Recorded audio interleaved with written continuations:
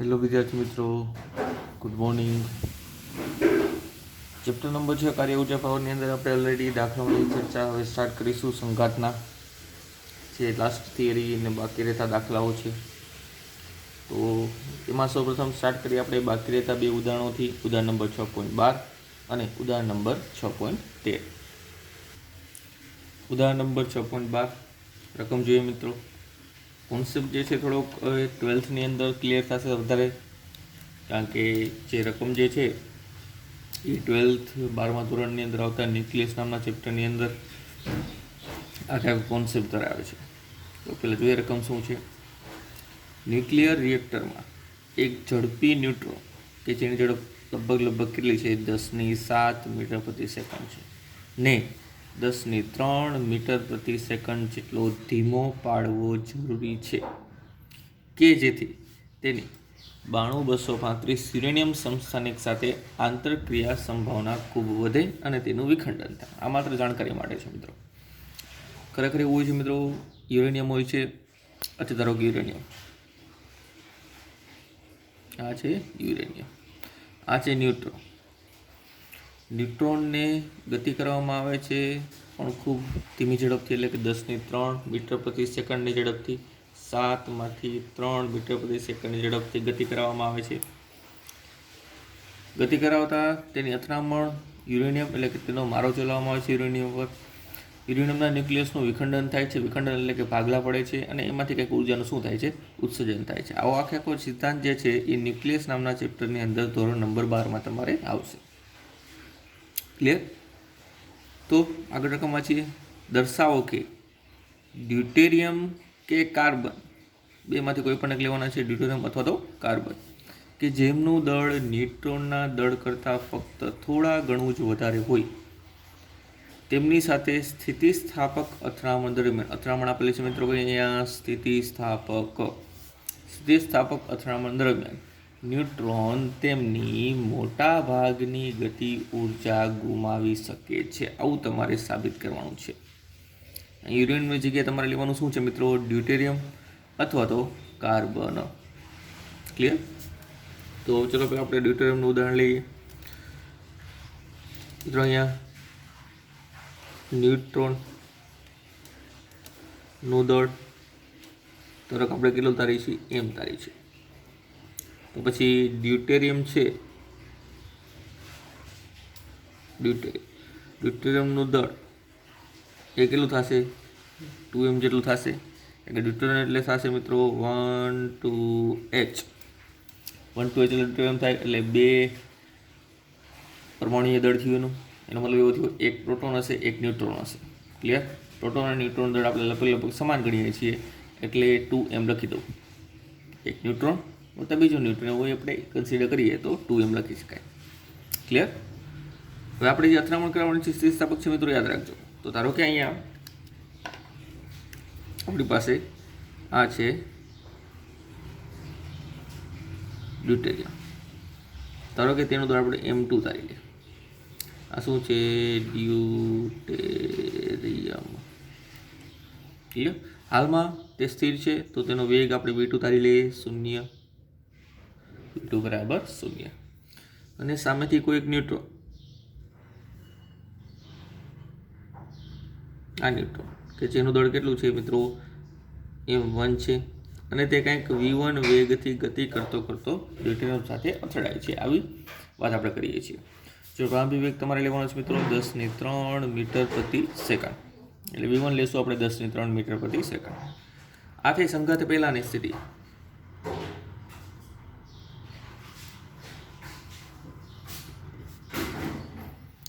સંઘાત બાદની સ્થિતિ પણ આપણે મિત્રો જોવાની છે. સંઘાત બાદની સ્થિતિ, ચલો આ એ જ M2 દળનો ડ્યુટેરિયમ, આ એ જ ન્યુટ્રોન જેનો હાલનો વેગ હશે હવે v1 ડેશ તારી લઈ.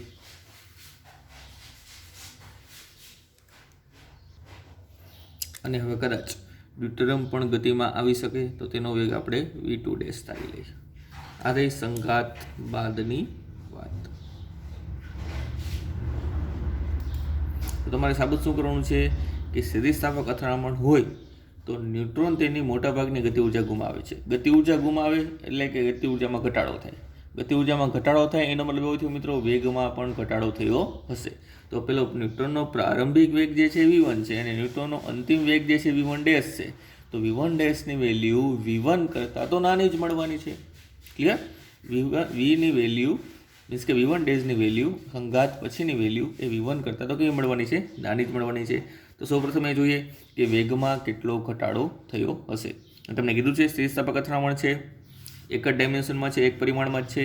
તો તમે એક પરિમાણના સ્થિતિસ્થાપક સંઘાત માટેના સંઘાત બાદના વેગના સૂત્રનો ઉપયોગ કરી શકશો. તો સ્થિતિસ્થાપક અથડામણ હોવાથી અહીં લખી દઉં છું સ્થિતિસ્થાપક અથડામણ માટે આપણી પાસે સરસ મજાનું સૂત્ર છે v1 ડેશ. યાદ કરશો મિત્રો, એક પરિમાણમાં સ્થિતિસ્થાપક સંઘાત એના માટેનું સૂત્ર યાદ કરો. એ છે 2m2 છેદમાં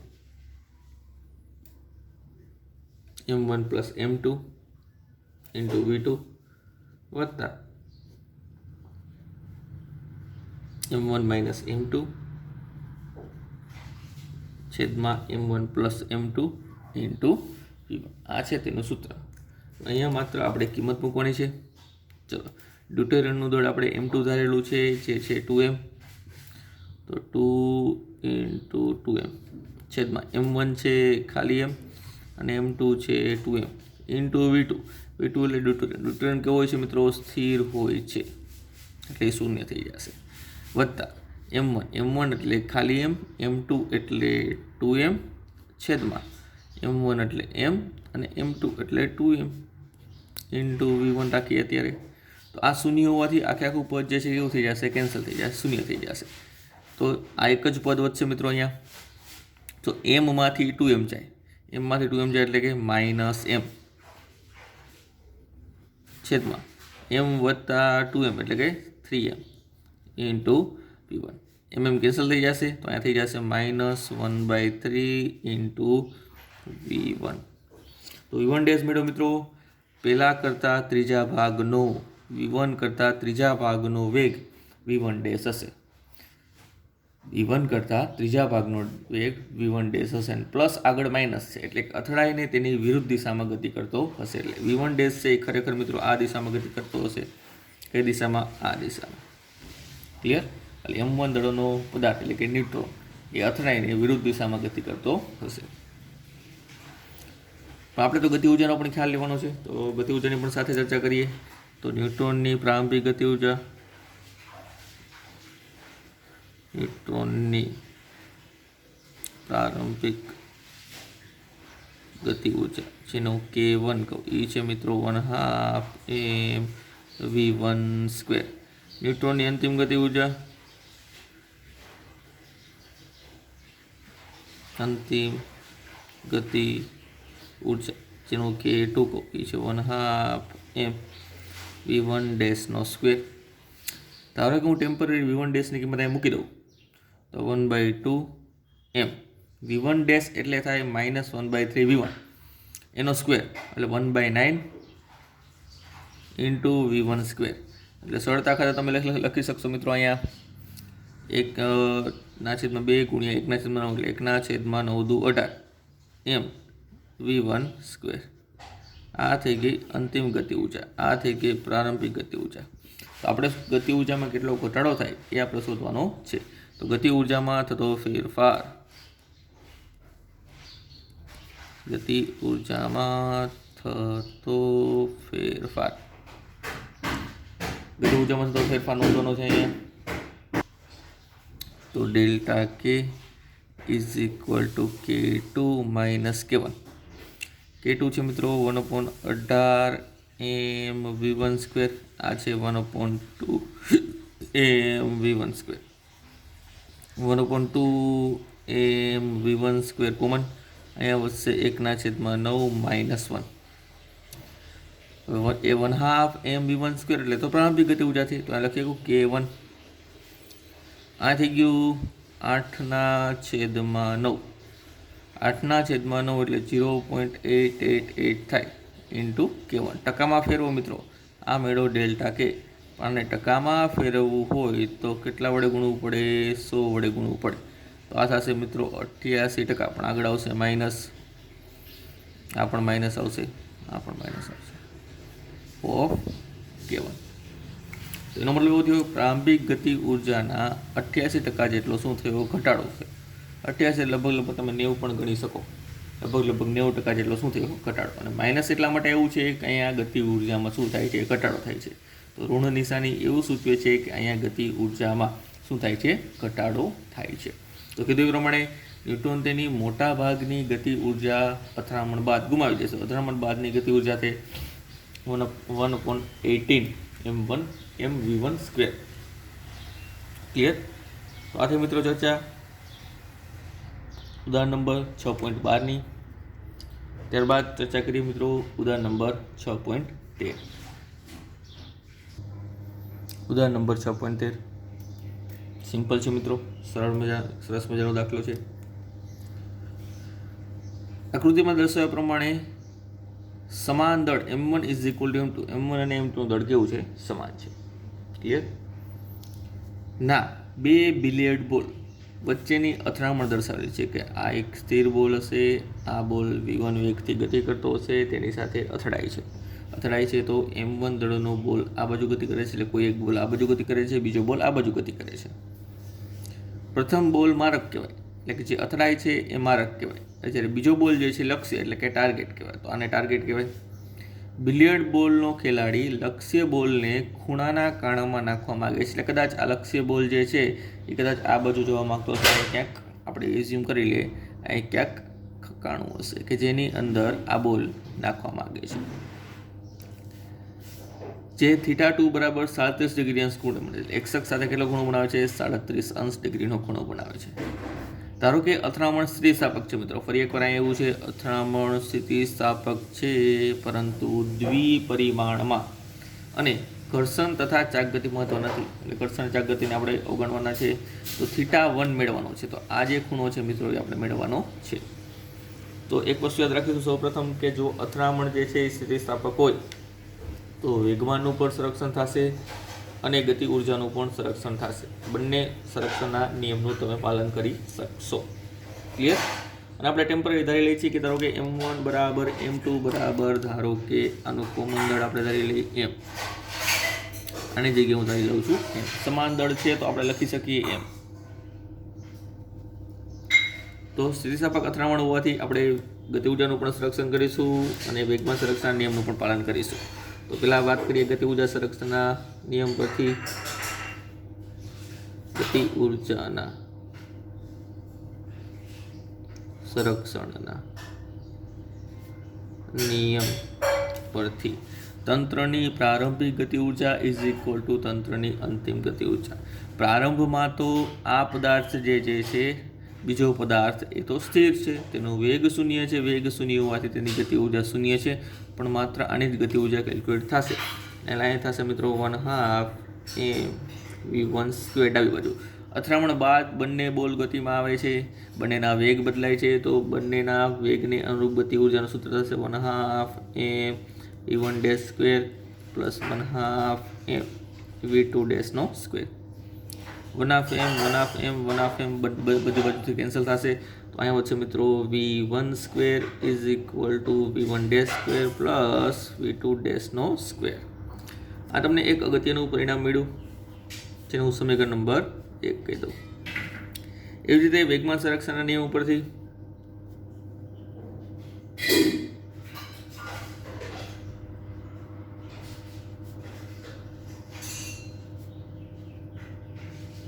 મિત્રો વેગમાન સંરક્ષણના નિયમ ઉપરથી આપણે લખી શકીએ તંત્રનું જેટલું પ્રારંભિક વેગમાન છે એટલું જ અથડામણ બાદ તંત્રનું વેગમાન હશે. તો તંત્રનું પ્રારંભિક વેગમાન એમાં આનો વેગ તો શૂન્ય છે, તો માત્ર પેલા બોલનો જ વેગ લેવાનો છે. તો mv1 = સદી સ્વરૂપે લખવું પડશે કારણ કે દ્વિપરિમાણમાં છે એટલા માટે = અંતિમ એટલે કે અથડામણ બાદનું વેગમાન am_v1 dash plus am_v2 dash. આમાંથી પણ એમ કોમન કાઢી લો, કેન્સલ થાય. તો એમ વચ્ચે મિત્રો સદિશ v1 બરાબર સદિશ v1 ડેશ પ્લસ સદિશ v2 ડેશ. આનો મતલબ મિત્રો એવો થાય, આ સમીકરણનો મતલબ કે v1 જે છે એ v1 ડેશ અને v2 ડેશના સરવાળા બરાબર હશે. v1 જે છે એ v1 ડેશ અને v2 ડેશના સરવાળા બરાબર હશે. તેમજ આના ઉપરથી તમે આનું મૂલ્ય દર્શાવે છે, આનું જ મૂલ્ય આ દર્શાવે છે. એક્ઝામ્પલ તરીકે તમને એક વાત કહું તો ધારો કે આ છે કોઈ સદિશ એ,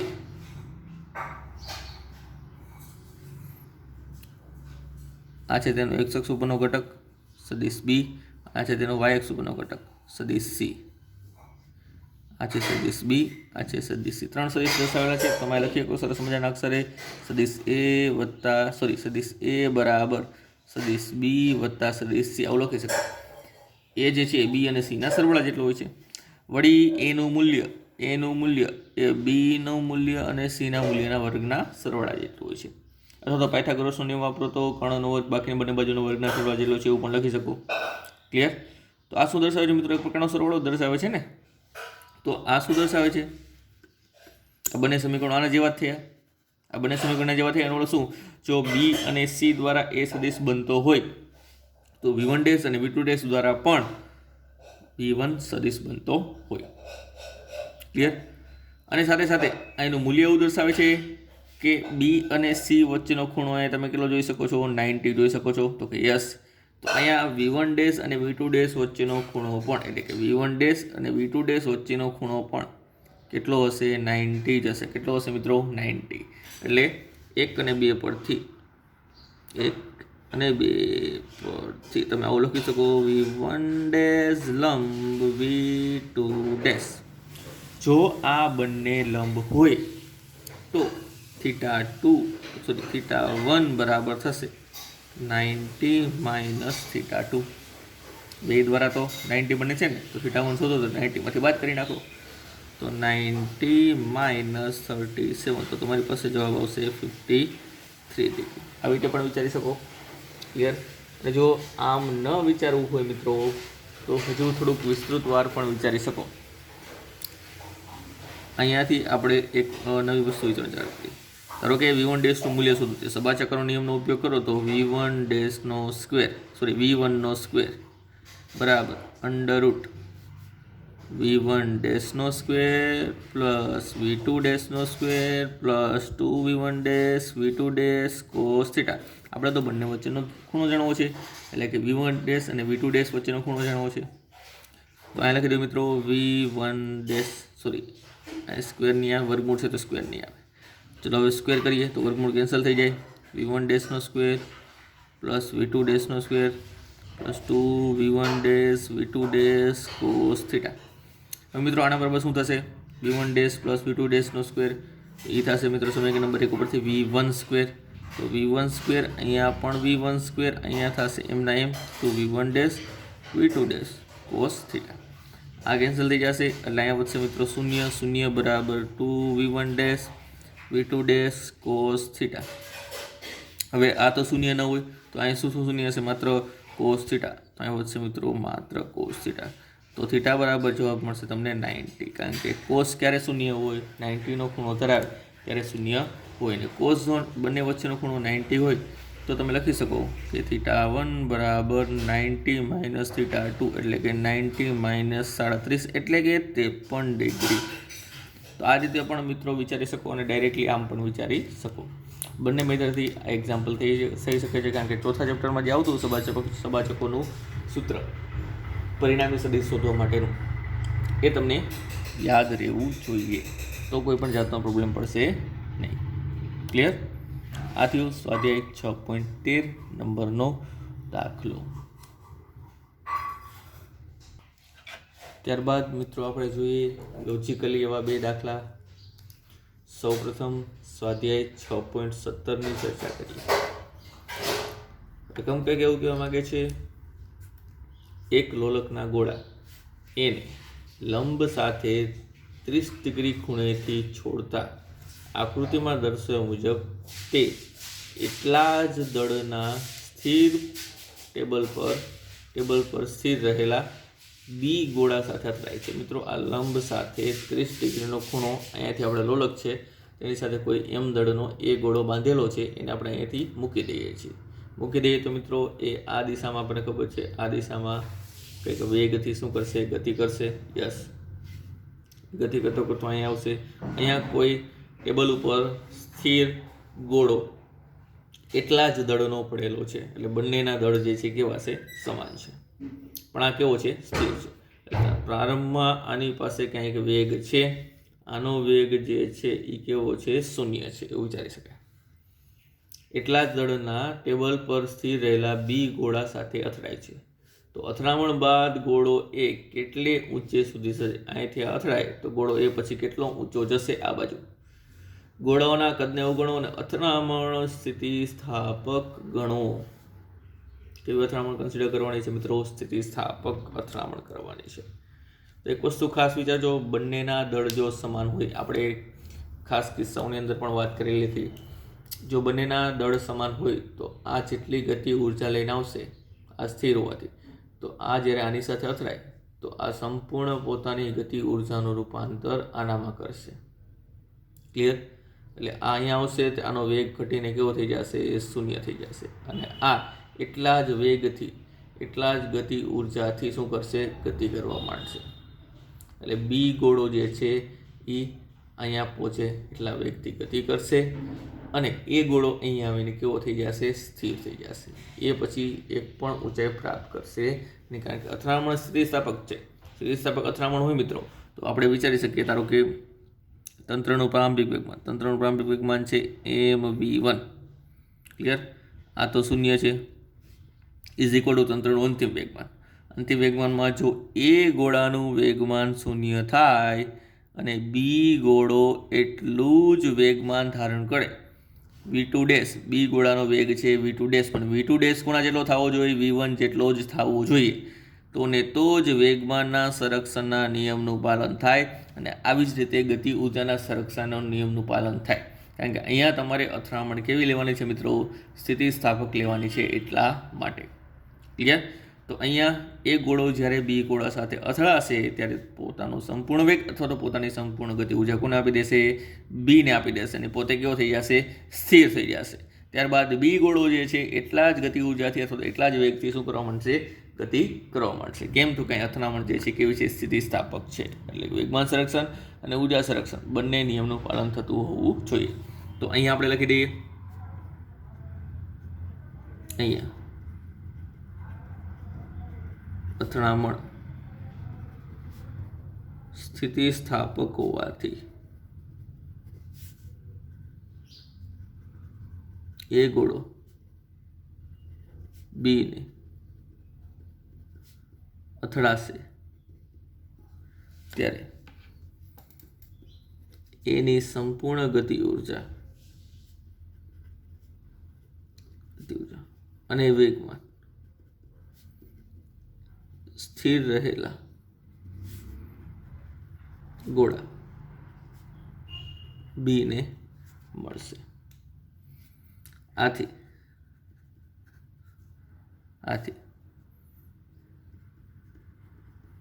બી ગોળાના સ્થાને એ ગોળો સ્થિર થશે અને એ ગોળાના વેગ જેટલા જ વેગથી બી ગોળો ગતિ કરશે અને ગોળો એ બિલકુલ ઊંચે જશે નહીં. એટલે ગોળો એ કોઈ પણ ઊંચાઈ પ્રાપ્ત નહીં કરે, આવીને અટકી જશે, સ્થિર થઈ જશે. ક્લિયર? તો આ તો લોજિકલી દાખલો. હજી એક આવા દાખલાની ચર્ચા કરીએ સ્વાધ્યાયમાં જ. સ્વાધ્યાય 6.16. બે એક સરખા બોલ બેરિંગ એકબીજાના સંપર્કમાં રહે તે રીતે ઘર્ષણ રહિત ટેબલ પર સ્થિર રહેલા છે. આ બંને બોલ બેરિંગ છે, એકબીજાના સંપર્કમાં છે, ઘર્ષણ રહિત ટેબલ ઉપર સ્થિર છે, એટલે આમનો હાલમાં વેગ જે છે કેવો છે? 0 છે. જેમને તેટલા જ દળોનું v જેટલી ઝડપથી ગતિ કરતું બોલ બેરિંગ સન્મુખ અથડાય છે, એટલે માથા સાથે માથું ભટકાય છે. કેટલાના વેગથી ગતિ કરતું? v જેટલા વેગથી ગતિ કરતું અથડાય છે. જો અથડામણ સ્થિતિસ્થાપક હોય, મિત્રો અહીં નોંધીશું અથડામણ જે છે કેવી છે? સ્થિતિસ્થાપક હોય. તો અથડામણ બાદ નીચે આપેલી આકૃતિમાં કયું પરિણામ શક્ય છે? તો આના માટે 3 ઓપ્શન આપેલા છે. 3 ઓપ્શનમાંથી કયું પરિણામ આના માટે અથડામણ બાદ શક્ય છે? આ સંઘાત પહેલા આપેલું છે, સંઘાત બાદની પરિસ્થિતિ, પણ 3 સાચી અને 3માંથી કઈ પરિસ્થિતિ સાચી છે એ તમારે કહેવાનું છે. તો મિત્રો અથડામણ જો સ્થિતિસ્થાપક હોય તો આપણે જાણીએ છીએ ત્યાં સુધી ગતિ ઉર્જાના સંરક્ષણના નિયમનું પાલન થતું હશે. તો પ્રારંભિક ગતિ ઉર્જા K1 એ કેટલી થશે મિત્રો? 1/2 mv². આ બે તો સ્થિર છે, તો પછી એની ગતિ ઉર્જા આવશે નહીં. તો જેટલી પ્રારંભિક ગતિ ઉર્જા હશે એટલી જ અંતિમ ગતિ ઉર્જા છે એમાં આની મળતી હોય એ ઓપ્શનને આપણે સિલેક્ટ કરીશું. ક્લિયર? ચલો, આની અંતિમ ગતિ ઉર્જા સુધી આપણે K2. આનો વેગ 0, તો એ નહીં આવે. અહીંયા આવશે 1/2. બંને v/2 વેગથી ગતિ કરે છે, પ્રત્યેકનું દળ સમાન છે. તો 1/2 m v/2² plus 1/2 m v/2². તો સદરૂપ આપીએ 2, 2 વખત થઈ ગયું 1/2 m v²/4. આ કેન્સલ થઈ જશે, તો અહીંયા વધશે મિત્રો m v²/4, જે પ્રારંભિક જેટલી નથી, એટલે આ ઓપ્શન થઈ જશે કેન્સલ. એવી રીતે આની તંત્રની ગતિ ઉર્જા શોધીએ K2 અંતિમ. તંત્ર 1 અને 2 જોડાયેલા છે પણ એ સ્થિર છે.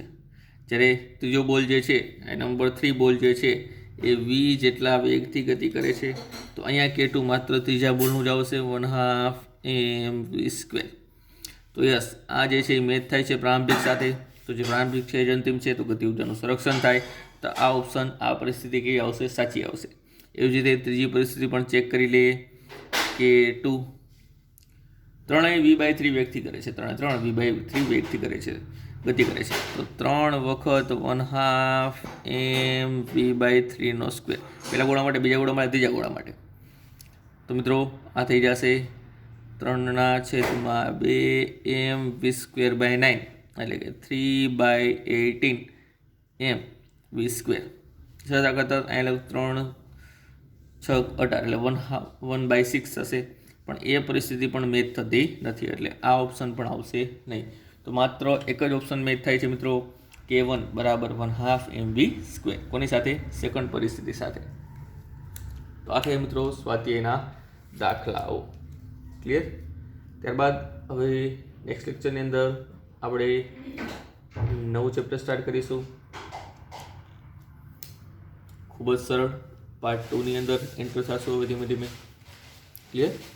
તો મળીએ મિત્રો નેક્સ્ટ લેક્ચરમાં નવા ચેપ્ટર સાથે.